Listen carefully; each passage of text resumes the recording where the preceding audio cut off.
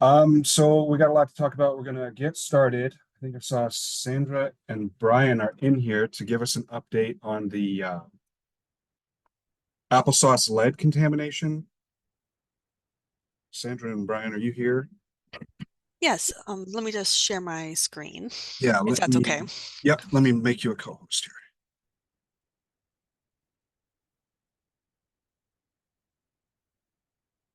here. Okay, that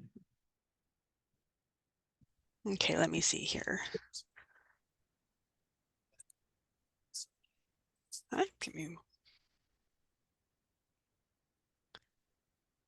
okay. Can everyone see my screen okay? yeah, you are in presenter view. Okay, let me see how I can switch that. Is that better? That is better. Okay, okay. Hi, everyone. My name is Sandra Dolan, and I was asked today to give us a kind of brief update on the lead and chromium poisoning outbreak that was linked to the cinnamon applesauce pouches. So first off, let's just do like a little brief background about lead. Lead is heavy metal that when children are exposed to it, it can have no apparent acute symptoms. However, even low levels of lead have been associated with learning and behavior problems, hearing and speech problems, and slowed growth and development. This can show up as lower IQ, decreased ability to pay attention, and underperformance in school. Children who are exposed to large amounts of lead may develop symptoms of acute lead poisoning, including abdominal pain, anemia, weakness and fatigue, and severe neurological symptoms. All right, so on to the recall. On October 28th, 2023, the FDA issued a public health alert advising parents and caregivers not to purchase or feed Wanabon apple cinnamon fruit puree pouches to toddlers and young children because they may contain elevated levels of lead. Wanabon cinnamon fruit puree pouches were distributed nationwide through online and retail stores. This product is also distributed independently in the United States as a private label under names of Schmucks and Weiss cinnamon applesauce. On January 5th, 2024, the FDA issued an update that the product testing has also identified high levels of chromium in addition to lead in cinnamon samples and recalled applesauce pouch products. Okay, so about 1 month after the initial recall, on November 9th, the FDA requested additional targeted recall audit checks to assess the current stock of Wanabana products in Dollar Tree stores, as well as the effectiveness of the firm's recall efforts. So a joint effort between DHHS and Department of Agriculture was conducted. Um, Department of Agriculture sent food inspectors to Omaha and Lincoln stores, and DHS coordinated with local health department lead poisoning prevention staff to the stores outside of the Omaha and Lincoln areas to complete the audits. So the outcome of this is within 24 hours of the joint effort, we were able to reach almost every Dollar Tree store in Nebraska. I believe we were probably one of the first states to visit all of the Dollar Tree sites in their state. So all this information here can be found on the FDA website. On their updates, they update pretty frequently. So the FDA tested samples of the cinnamon collected from Austro Foods manufacturing facility in Ecuador that was used in the recalled applesauce pouches. The cinnamon itself tested at 5,110 parts per million, which was more than 2,000 times the level of the 2.5 parts per million, which were considered for the bark spices like cinnamon. After initial analysis of both the recalled cinnamon apple products and the cinnamon collected from the manufacturer in Ecuador, the FDA determined that in addition to lead, the cinnamon and recalled products also contained a high level of chromium. The level of chromium detected in the two samples of cinnamon was 1,201 and 531 parts per million, respectively. Because of the limited amount of cinnamon used in the finished product, the lead concentration in each packet was about 2.18 parts per million. This is about over 200 times greater than the action level of 0.01 parts per million that the FDA has proposed in draft guidance for fruit purees and similar products for consumption for children. The amount of chromium in each pouch was about 0.59 and 0.56 parts per million. The FDA also conducted testing for arsenic and cadmium, but those elements were not detected above trace levels in the cinnamon collected from Oster Foods facility in Ecuador or in the recalled product. Additionally, the FDA and state partners have tested at least 136 samples of non-cinnamon containing product, and all have been negative for elevated lead levels. All right, so total cases in the United States. So the CDC have received at least 413 total cases, which 100 being confirmed, 277 being probable, and 36 being suspect cases in 43 states. So to be a confirmed case, the person has to have at least a blood lead level of 3.5 micrograms or higher, and which needs to be confirmed through a venous test within 3 months of consuming a recalled product, and must have had a follow-up assessment that ruled out any other potential sources that are likely to cause of lead exposure. Probable cases is they have to be confirmed with a venous test, but to be defined as probable is that they didn't have a environmental on-site assessment, or they found other sources of lead exposure in the child's environment.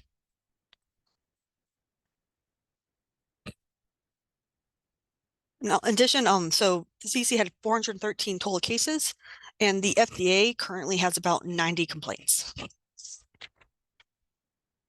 Please do note that the CDC and FDA have different data sources, so the counts reported by each agency might not match. All right, so next I'm just going to go briefly over the Nebraska's cases and our findings. At this moment, we have about 5 cases, 3 confirmed, 2 probable. We sent case supplemental questions along with CDC case Excel file and the case definition in the FDA complaint form to local health departments to be incorporated in their exposure history interview. In addition, every family that's been impacted by this recall that we've been able to confirm, we've been provided with an environmental investigation to identify and rule out any additional sources of lead exposure. We also, during environmental investigation, we were able to collect 3 Wanabana products. We sent that to be tested at the NDA laboratory. There was 1 recalled and 2 non-recalled products.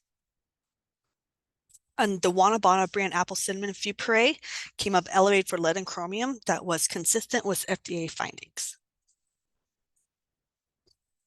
If you want to find out more information about this recall, or you can visit on the CDC and FDA websites for the most up-to-date data. Thank you. Thank you, Sandra. Does anyone have any questions for Sandra before we move on real quick?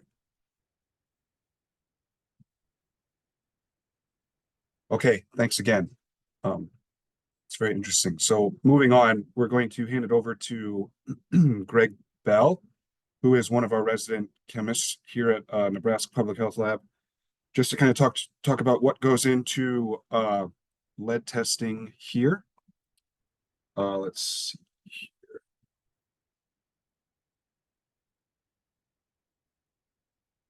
here. Just okay, hold on a second.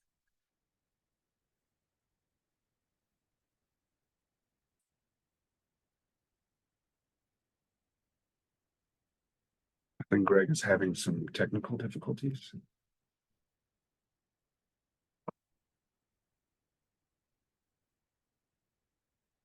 He's having trouble unmuting. So we'll try to troubleshoot that. Paul Williams, are you with us? Yes, both spiritually, mentally, and physically. Excellent. Have I made you a co-host? Not yet. I will right now. So we brought Paul in. Paul is with Regional Pathology Services. They've been working on an advanced accessioning project over at RPS. So there's some changes and updates that go along with that. And so, Paul, if you'd like to share with us what's going on at RPS, we'll give it to you. You got it. Can everyone see the PowerPoint all right? Yeah.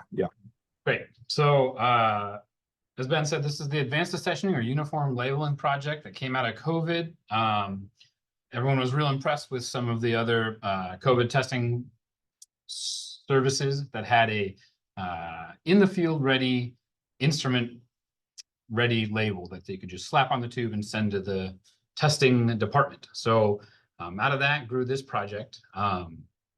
Like I said, the goal is to create an instrument ready label in the field. So we'll have uniform label for all NULERT testing. There'll be reduced clerical errors. There'll be less correction forms because of those reduced clerical errors. Tremendously reduced manual processing because we don't have to relabel every single sample that comes in.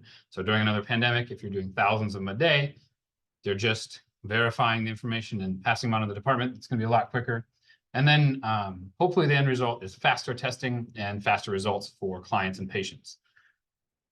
So this is kind of current state. These SunQuest labels or SunQuest Blaster labels, what we use here at the end of the line before your sample gets put on an instrument. The new ones here will be these Dymo and Zebra printer labels. So as you can see, we maintain a lot of the important information on the label: patient name, medical record number, date of birth, age, gender. This is what we call a container ID, which is represented by the barcode. We have the collection date and time, which is very important, the test that's being performed, the sample type, and then the instrument that's doing the testing. So trying to maintain as best we can or duplicate what we currently have available, and then using some other varieties of printers based on what is available to the clinic and what works best with their EMRs to get that same kind of label straight away in the field. I'm kind of going to walk through what it looks like to do this in a clinic, just briefly. I know everyone's probably really familiar with ordering in NULERT. We should be transitioning away from any manual handwritten forms in NULERT. They should all be the digital submitted orders. So everyone should be pretty familiar with it. But in general, we'll be talking about in a clinic how to place an order in NULERT now that the tube type is required, how to print a label in NULERT, which will be starting tomorrow, the 13th, so a very relevant topic, and then creating a batch list, and then sending the samples with your established courier routes and standard method of getting specimens to NPHL or to Regional Pathology Services and Nebraska Medicine. There is a current alert on the NULERT homepage if you all want to take a look at it and read it. It does mention that last Monday and or Tuesday, the tube type was now required, and there's a really excellent user guide that was put together by Anna and Teresa over at Regional, talking about how to select your tube type and get it entered in there appropriately. And then if you're needing to update any of your Dymo label printer software, which a couple clinics might already have, maybe large STD clinics already have those Dymos in the field. And then tomorrow, the 13th, we'll be switching a lot of the software side of it in the background in NULERT and in SunQuest and other EMRs. So that'll be happening tomorrow. Brought that up because I will be presenting in the test version of NULERT, so you won't be able to see all of the fancy production stuff, but you'll get a pretty good idea through the test side of it. Did my screen switch over to NULERT so that everyone can still see that? Yep. Great. So everyone's pretty familiar with placing an order. So select your site. That should be based on your credentials, whatever you have available for you in NULERT. I'm going to use DHHS just as a good example. Hit begin new order. So you can either create a new patient with this little green guy or find an established patient. Mr. Test Fakerton usually works pretty well for me. Review their demographics information, and then we're going to begin a new order. This should all be very familiar and routine. So you get your demographics information here. You're ordering for DHHS. Pete is going to be our ordering provider, Dr. Iwan, if he'd be so kind. And I'm just going to order a couple kind of common tests. We see a lot of hepatitis testing is pretty common. We do a bunch of STD testing, so you select that. Let's order a couple of those. So you can just keep using these drop-down menus to place your orders. And then let's do another complicated one to demonstrate some other features. A couple clients send us a couple different types of tests, so I just want to demonstrate that. Not a lot of people ordering lipid panels during STD screening, but so here we have our first order for hepatitis C antibody tests. It auto-populates as a source of blood, collection date and time. Then we need, this is the new part, we need to select a tube type. So I was the phlebotomist, I drew a gold top. So I selected my tube type of gold, pretty straightforward. Here we have STD testing. Usually those are swabs. So we did one throat swab, 1217, and then I'll select my tube type as swab. Let's see, we also did a rectal swab. So we'll select that source, and then we'll select our tube type as swab. And then we had them collect a clean catch urine. So we'll do a urine. And then we've adjusted this in the production site. Urine, there's a urine tube type source there. And then lastly, we have our comprehensive metabolic panel. We drew that one as a gold, and we had a lipid panel, and we drew that one as a gold also. If you have any comments or anything like that, you can put them in here. And those will show up in the orders later. And then if your clinic uses an individual medical record number, you could put that in there here. And we should all be pretty familiar with the way that works. You hit continue, and then you answer your AOE questions, which are an important part of collecting good data for the state and good data for other uses later down the line. Update your AOE questions. And then here we have what's called the review and submit order screen. So as it says right here at the top, this order is not complete until submit is selected. There's a couple ways to double check that. One, it says it in huge letters at the top. Two, your account number here is just listed without an individual medical record ID. So that's one way to know that you're not quite done yet. But you can kind of review what you did. If everything looks good, then you come on down here to submit order. Again, all very standard stuff we should all be pretty used to at this point. And now we get to this other page called the view order page. And here, there's no more fancy language saying you're not done. And you do get a full MRN. So you have your account number and then the individualized portion of the number. So now you know that your order is in NUALERT, waiting to be processed as soon as we get the samples. The new fancy part is once you have these orders is you see this little printer icon and then the check mark. And it comes with a little foreign container ID, the FCID, NU318, NU319, and so on. If I make sure all of those are selected and I come down here, I see that I have a printer installed. It's my Dymo Label Writer 450, and I can print all of those labels straight out of NUALERT, and you can hear them whizzing away in the back. I'll just grab a couple of them for an example. But you get nice Dymo labels that you can then use and stick straight onto a sample tube. So now everything is spelled correctly. The collection date and time is already on there. It has a barcode. It's ready to go straight onto an instrument. So this is really the end goal, that the clinic is placing the label straight on the tube, verifying all the information, and then sending it right away to us. So now that you've printed your labels and you've confirmed all of your information, let's say you had a whole big day of testing and you needed to send us a bunch of different patients, you would go to batch list at the top, select your day that you were doing your testing, 12th, and your account, and then you can print your report. And you get a batch list with a unique batch list number right over here. This one's number 13. And you can review all of your different patients. Maybe you have Tess Bakerton and Paul Williams and Nick Staffen and all sorts of good people all on this big batch list. You can then print this out, put that into your specimen bag with all of your different specimens in their own little bags, and then send that to Regional Pathology Services, and we help get it to NPHL or to Nebraska Medicine for testing. This page is also great because it's got this great functionality of being able to reprint a label. If you notice while you were packaging up your test at the end of the day, oh, that label might not be quite right, or oh, I didn't get that one totally labeled. Maybe I need a new one. You can reprint the labels here using that check mark box that we saw on the previous page and then the print label button. So now everything is labeled with your new fancy advanced sessioning unified label.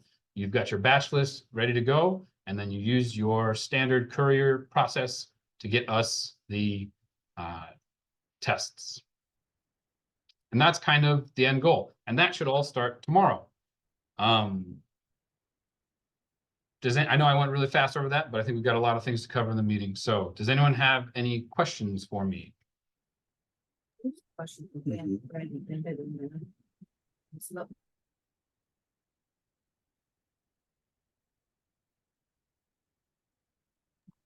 Hey, Paul, there was a question in the chat from Brandy Ooh. Bennett.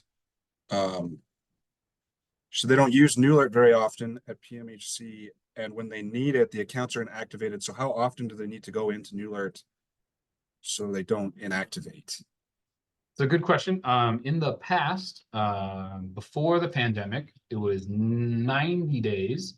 And then after reviewing it with the team, we increased that to 180 days. So every 180 days, you should be logging in to maybe view results or place an order. And if not, it's just that email to the RPS interface group, and we're happy to reset that for you. There is a new reset password feature on NewAlert too, but I don't think that's what I'm here to talk about. So, but yeah, it's every 180 days, and we're happy to reset it. Usually get back to you within the hour.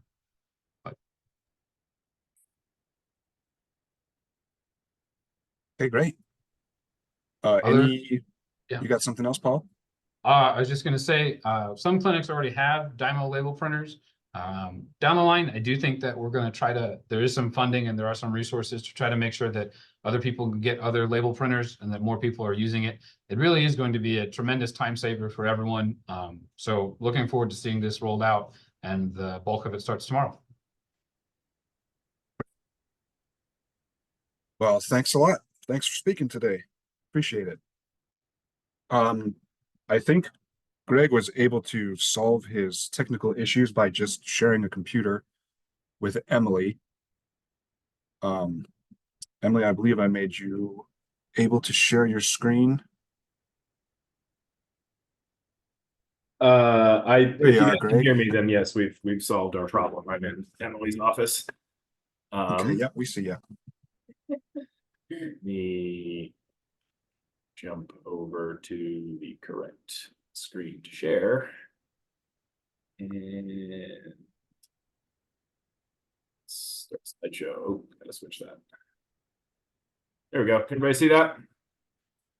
Yeah, you're not on full screen. Yeah. You shared the wrong screen. Didn't I share the wrong Yeah. screen? All right, let me fix that. Oops, wrong way. Sorry about There's that. the guys. unshare screen button. Stop share top left. There we go. All right, let me fix that. Share.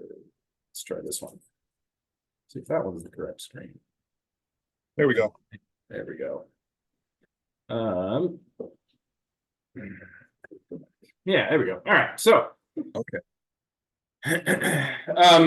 So this more relates back to the first presentation we had. Sorry about the technical issues. For some reason, my computer didn't want to let me speak today. So I'm Greg Bell. Emily's sitting behind me. And we're talking about our lead capabilities here at MPHL. So the traditional lead testing, point of care testing is done in a doctor's office, is done with something like the picture you have here, which is, this is the Meridian Lead Care 2 system. In a nutshell, this works by using two different electric voltages. The first one, well, you put your sample on the system, a little bit of blood. The first voltage will plate the lead onto a little test strip, and then the system switches voltage, and then the lead reverts back to its natural oxidation state, which shoots off an electric charge that's then picked up by the instrument to quantitate the lead. These are very quick and they're very cheap, which is good for a doctor's office. However, they are non-confirmatory, and frankly, they have the same invasiveness of testing that any other type of testing would do, whereas you have to draw blood. For our system, we use what is called inductively coupled mass spectrometry. Inductively coupled plasma mass spectrometry. It's really two different systems attached to each other. The ICP is going to separate and dissolve your sample into a single stream of ions, and then the mass spec detects it. So as a quick rundown of how they work, the pictures here. The bottom left, this is the exterior of one of our systems we have in-house. The little red circle is around where all the magic happens. The next picture around this is inside of that door. On the left is a plasma torch, which runs at about 10,000 degrees. It's roughly the surface of the sun. What happens is your sample gets shot into that, it dries it out, breaks everything into single atoms, and then it goes through into the little green circle into that hole where it then gets diverted into the mass spec where it's analyzed. And then the third picture is a picture of the torch because everybody likes fire. So why ICP? It's extremely accurate. It is confirmatory. Now, the little asterisk there is because, again, confirmatory testing requires a venous sample. It is possible to run samples for lead on this using capillary draws, venous draws, or as the picture below the text there shows, dried blood spot cards. Now, the cards or the capillary are non-confirmatory, but a venous draw is. So if venous blood is sent, it'll be a confirmatory test. And then the cons here are going to be the time it takes. Now, in reality, it takes a couple hours to run, 100 or so of these tests. The time isn't really in the laboratory that's the issue. The time is just getting the samples to us. So if you're drawing blood at a office in Kearney, getting the sample to Omaha is going to be the time-consuming portion of this. And then finally, here's just at Omaha, we're in the building in the background there. Thanks, Greg. Are there any questions for Greg?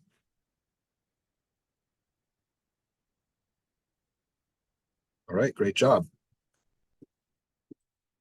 Thanks again, Greg. We're gonna just move on quickly. I wanted to just bring up, we sent out a lab alert. Let me see if I can share my screen here. About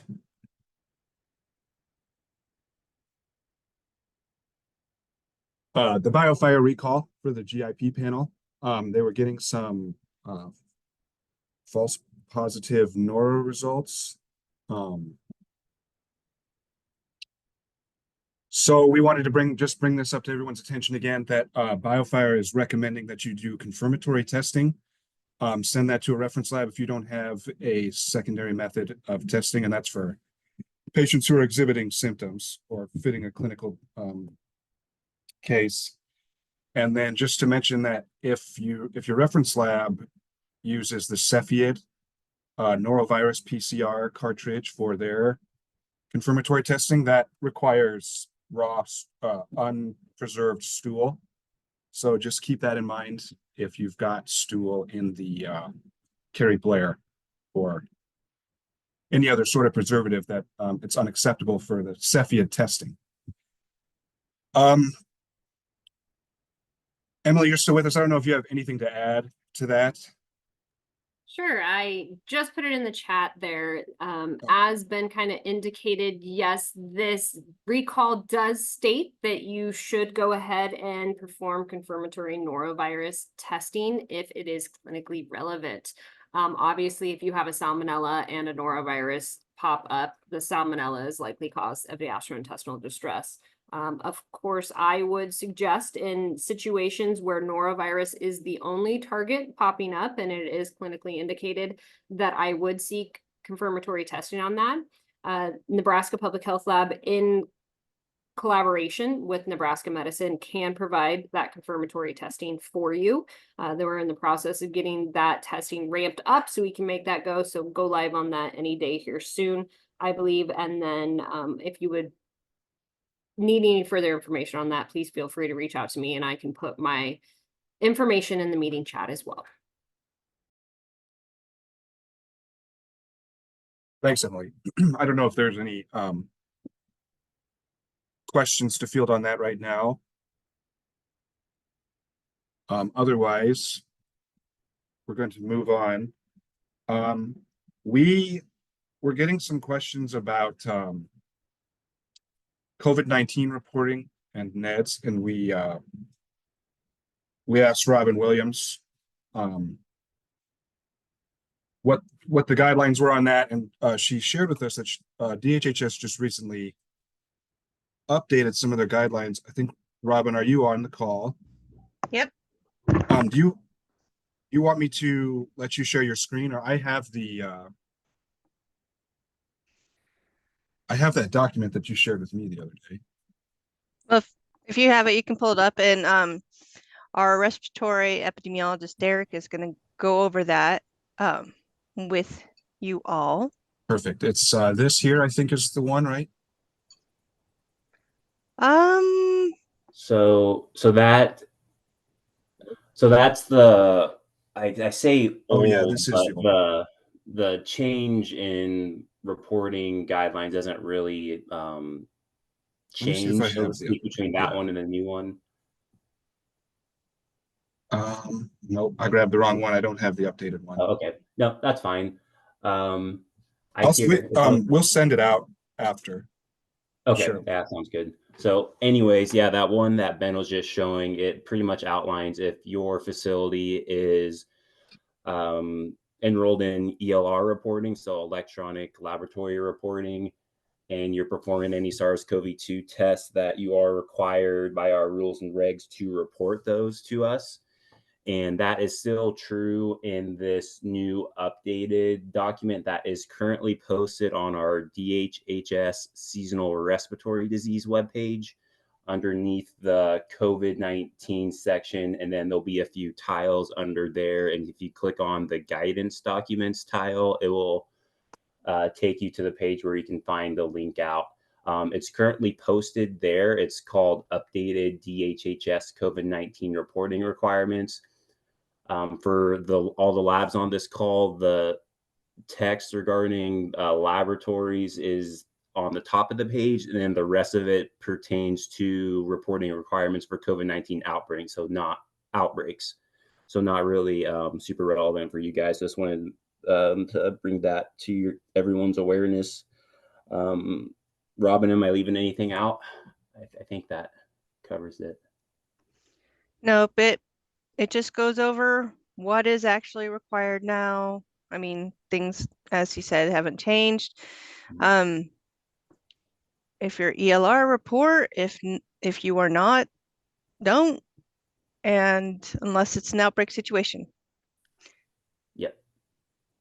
So we're really just trying to get to mirror what our requirements are for other respiratory viruses like influenza and RSV. So hope this is helpful. Hey Derek, it's Lacey. I can show it real quick. I have it pulled up on my computer and I put the link in the chat. If that's helpful. Cool. I don't Thanks, know Lacey. if everyone wants to see it, but I did put the link in the chat. Yeah, so if anyone has questions for us, feel free to reach out on that regarding that document. And yeah, that's all I have on this. Thanks, Derek. Thanks, Lacey, for putting that in the chat. Try to be prepared, you know. Okay, so that's it for our laboratory topics. We're gonna try to run through our section updates quickly to keep an eye on the time here. So we'll start with Ishrat and the HAI-AR team. Are there any updates from Ishrat? Yeah, hi. Hey Ben. Hi everyone. We just in the last couple of days and last week we just received several CPCREs that were identified at different institutions, different facilities, and we are just following up on them right now, and screening is involved in around some of those as well. So that is the update we have right now. Okay, thank you, Ishrat. Is Samir here for a COVID-19 update? Yeah, hi Ben. Hi. Hi everybody. So with the COVID, in the past 7 days, about 730 cases were reported, which is slightly increased than the previous 7 days period. And the cases are averaging about 104 cases per day. Hospitalizations in late December, early January, there were about 200 active hospitalizations per day, and which is now decreased to 100. So currently there are 102 active hospitalizations with COVID-19. So that's the COVID update. Thanks, Samir. So moving on to RSV and flu, Derek said he had a couple of slides he wanted to share. Yeah, I will let thanks, you Ben. share your screen. Yep, I'll go ahead and do that. So yeah, I just threw together a few slides showcasing some of our laboratory data to so you guys can visualize the update that I have for this week rather than me just talking here endlessly. So I'll go ahead and share. So in very simplistic terms, influenza is increasing and RSV is decreasing. So starting here with influenza, this is coming from our weekly respiratory report. Again, this can be found on our seasonal disease, respiratory disease website, and you can subscribe to it so you'll get an email every time we update it on Fridays. So this graph in particular is showing the number of influenza A and B positive tests overlaid by percent positivity across the state since the start of this surveillance season back in October. It's using both ELR reported flu tests and also flu tests that we gather from non-ELR facilities via a weekly survey. So as you can see, we saw a really big spike in our test positivities and positive tests for week ending February 3rd. Our positivity increased by about 6 or 7% up to 25%. And that increase is seen both in our influenza A and influenza B positive tests, but even more so really in our influenza B test, which is that bottom dark blue bar in this figure. So moving on, I just wanted to give a cumulative total of the number of influenza positives by subtypes to this point. This data includes influenza positive specimens that were subtyped or lineaged out at the public health lab and also other labs who also are able to get those results like via a respiratory panel, for example. So for the season, we've mostly seen influenza A H1N1s identified, although we have seen some H3s and also flu B Victorias. I also created this figure just to kind of give a week-to-week representation of which subtypes we're seeing currently. That blue is the influenza A H1N1, the darker blue on top. So as you can see through the most of this season, we've mostly been seeing those, although here over the past month, the proportion of influenza A H3N2s has increased a little bit with a few flu B Victoria sprinkled in there, but again, mostly influenza A H1N1s being identified to this point. And finally with flu, this is showing our influenza A at the top and influenza B at the bottom percent positivity over the past few surveillance seasons. And red is the current season for the 2023-24. And this is a good visualization just to really see the takeoff in influenza B positivity, and still again influenza A positivity is increasing as well. So I don't have any preliminary data to this point for week ending February 10th. That data will be updated this Friday in our report, but it'll be interesting to see if our flu B numbers surpass flu A for the first time in a few years, really, since we've seen that. And then just super quickly touch on RSV. It continues to decrease. This is the number of RSV tests overlaid with percent positivity. So percent positivity continues to steadily decline over the past month or so.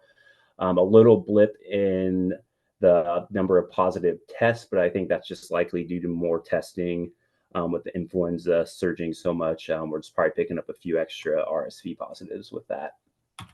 And then here's what our test positivity for RSV looks like compared to the past few seasons. Again, the current surveillance season is in red and heading at a good trajectory downwards, and anticipate and hopefully that stays, that trend continues to stay true.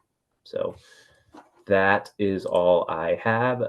Just a reminder to our Sentinel sites to please submit any positive specimens, especially influenza positive specimens since we're seeing a peak season probably upon us right now. And yeah, that's all I have. Happy to take any questions now, or feel free to reach out at any time. Thanks, Derek. With no questions, we're gonna keep just moving right on down the line here to enteric outbreaks. The updates with the Enterix doesn't enterics. have any updates.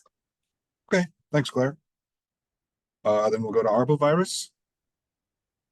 No updates here. Okay, thank you. TB testing. No updates here either. Okay, no news is good news. Any updates to the STD program? For the STD program? We got.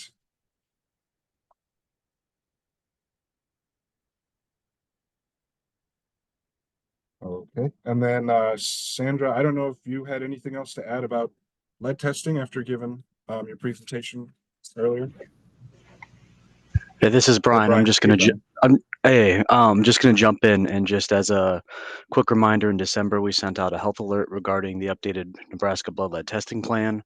And so since we talked a little bit earlier about the FDA recall and the UNMC testing, thought it'd be really good just to kind of bring that up. I'm gonna put the link to the updated testing plan in the chat, and glad to talk with anybody about that. Thank you. Excellent. Thank you, Brian.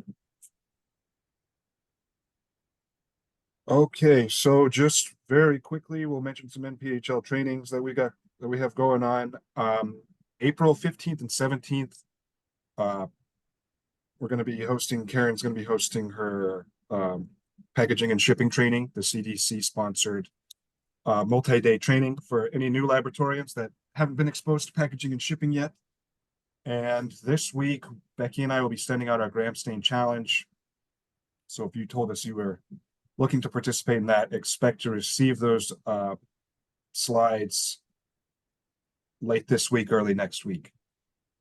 And so that's all I have. I know we kind of went a little bit longer than usual, but thanks everyone for sticking around. Is there any last notes or anything? We'll open it up for quick open mic. Okay, so reminder, next month's meeting is Monday, March 11th at noon Central. Laboratories, thanks for coming, but you are free to go.